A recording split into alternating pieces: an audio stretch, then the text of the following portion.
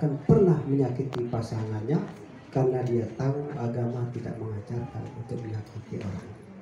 Inilah kenapa harus disandarkan pada agama. Sehingga kata Allah, ma indakum yanfad, yang ada pada kamu itu bakal sirna. Cantik, ganteng, masih muda. Nah, kalau lah tua, campakkan Will nih, masih ganteng lah kan beda. Cuma lebih kurang sedikit. Masih ganteng. Assalamualaikum Kurang dikit. Bismillah. Ini tidak bertahan. Ekonomi juga begitu. Banyak yang tadinya memiliki rumah seperti istana, besoknya tidur di tenda, ada musibah dan sebagainya. Walhasil tidak akan. Juga status sosial tidak akan. Makanya segala pujian dan milik Allah. Salawat dan curah apa yang kamu sandarkan kepada Allah, itulah yang dekat. Maka sandarkanlah pernikahan ini karena niat karena Allah. Bismillah, dengan nama Allah kita niatkan pernikahan karena Allah lillahi ta'ala, untuk mengharapkan keridhaan Allah subhanahu wa ta'ala. Maka ketika kita niatkan itu karena Allah, insya Allah seluruh aktivitas kita dalam menjalankan kehidupan berumah tangga, baik suami maupun istri, semuanya akan dinilai sebagai amal ibadah. Bagi yang belum subscribe channel Islam Indah 95, sandarkan kepada Allah Subhanahu wa taala. Balasannya tidak tanggung-tanggung. Allah sendiri menjelaskan bahwa Allah memberikan balasan pada orang-orang yang sabar dan dalam mencari keridhaan Allah, bahkan lebih dari apa yang mereka kerjakan. Apa yang mereka usahakan lebih daripada itu. Nah, oleh karena itu lihatkanlah pernikahan karena Allah ya, untuk mengharap keridhaan Allah Subhanahu wa taala.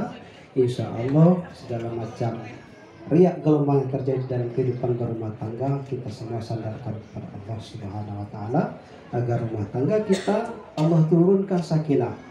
Karena sakinah itu ketenangan, ketentraman dan kedamaian itu hanya didapat dari taat dan tunduk atas perintah dan larangan Allah Subhanahu wa taala. Wallazi anzala sakinata fi qulubil mu'minin. Tidak turun dan langsung ke dalam hatinya orang yang mukmin. Nah, paling mudah kita pahami mukmin itu taat dan patuh, bertakwa kepada Allah Subhanahu wa taala. Itu yang pertama.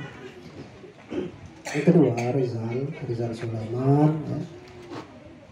Suami itu adalah kepala keluarga, pemimpin. Ar-rijalu qawwamun 'alan nisa. Suami itu, laki-laki itu pemimpin atas kaum perempuan. Kenapa? Bima faddalallahu ba'dahum 'ala ba'din wa bima anfaqu min amwalihim. Allah berikan kelebihan, sedikit kelebihan kepada kita laki-laki ini untuk memanage ya. Kalau perempuan konon katanya dia lebih mengutamakan rasa ya. Sehingga belum apa-apa sudah perasaan ya.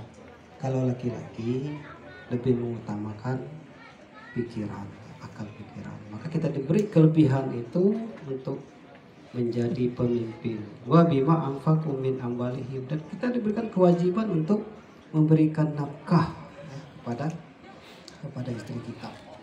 Nah, sebagai seorang kepala keluarga, sebagai seorang suami, banyak contoh ya, banyak contoh yang kita bisa baca, yang kita dapatkan dari referensi, baik itu buku, kemudian kisah-kisah, dan juga di media sosial.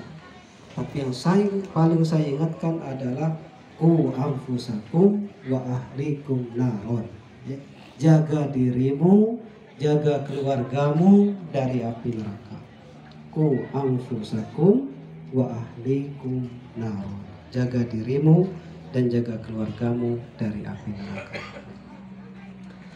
Rinda kami Rizky Nasari, di zaman orang yang mengklaim abad yang serba medik ya, bahwasanya keberadaan dan kehadiran seorang istri, seorang perempuan itu mulai dari organisasi dunia sampai organisasi terkecil tingkat RT, semuanya rasanya hambar tanpa kaum perempuan.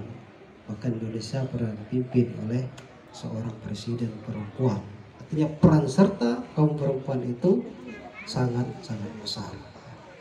Oleh karena itu saya mengingatkan, agama tidak membatasi agama tidak melarang, tetapi agama memberikan tuntunan bagaimana kedudukan seorang wanita sebagai seorang istri dan juga sebagai seorang ibu dari anak-anaknya.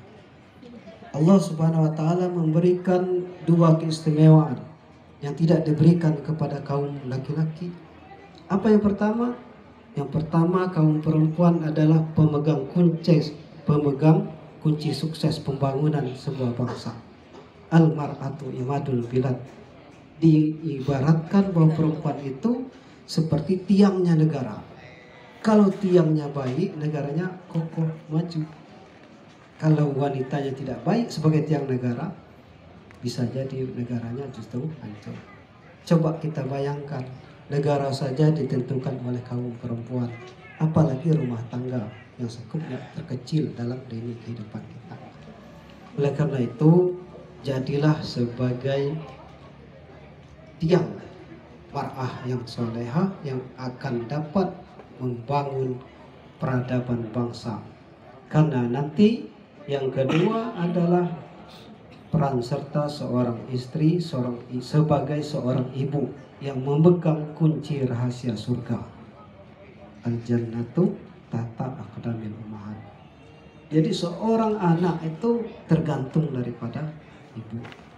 Surga itu terletak di bawah telapak kaki ibu. Kita lihat bagaimana peran serta orang tua, terutama seorang ibu dalam menjadikan seorang anak. Al-Quran mengisahkan ketika suaminya solehah tetapi istrinya durhaka, anaknya potensial mengikuti ibunya. Itulah kisah Nabi Nuh, istri Nabi Nuh. Sebaliknya, seorang bapak yang durhaka, ketika seorang ibunya itu adalah taat, maka potensi anaknya mengikuti ibunya. Contohnya Nabi Ibrahim alaihissalam, dan juga Nabi Musa yang dibesarkan oleh Fir'aun dan Siti Asia. Demikian juga seorang laki-laki atau seorang ibu yang solehah dan juga dari bapak yang soleh, maka akan melahirkan anak atau generasi yang soleh. Nabi Muhammad SAW. Tapi yang paling celaka adalah ketika ibunya atau istrinya itu menjadi wanita yang durhaka, bapaknya atau suaminya menjadi manusia yang durhaka juga, maka akan lahirlah keturunan yang durhaka. Jadi itu dikisahkan di dalam Al-Quran, akan diabadikan dalam surah Al-Lahab.